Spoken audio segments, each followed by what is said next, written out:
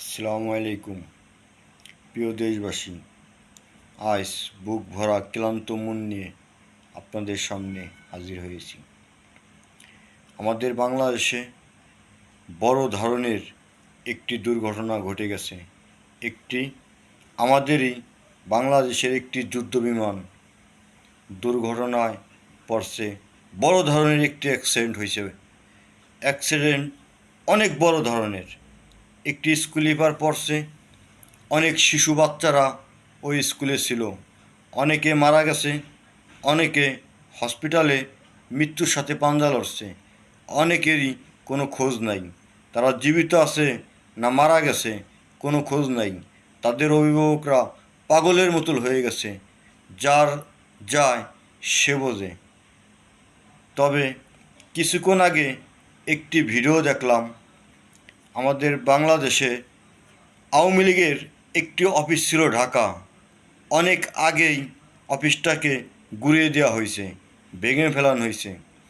তবে বর্তমান ক্ষমতাশালী একটি দল, তারা এই রাতের বেলায় মশাল মিছিল করতে করতে ওই আওয়ামী লীগ অফিসে যেয়ে উঠছে।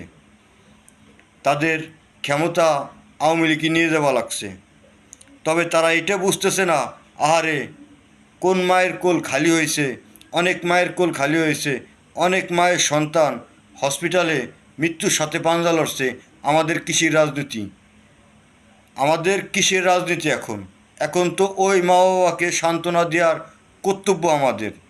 তা না করে তাদের ক্ষমতা টিকানোর জন্য মশাল মিছিল করতে করতে এক পরিত্যক্ত এক আওয়ামী লীগ অফিস, যেটা কোনো কার্যকলাপ নাই, সে এনে যায় তারা মশাল মিছিল করতেছে। ঠিক আছে, আমাদের ক্ষমতা তোমাকে দেবো না, আমাদের ক্ষমতা তোমাকে দেবো না, এই তো বর্তমানে রাজনীতি।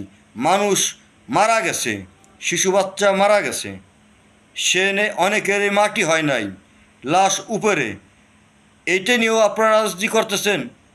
সি ভাই সি, কষ্ট লাগে, অনেক কষ্ট লাগে।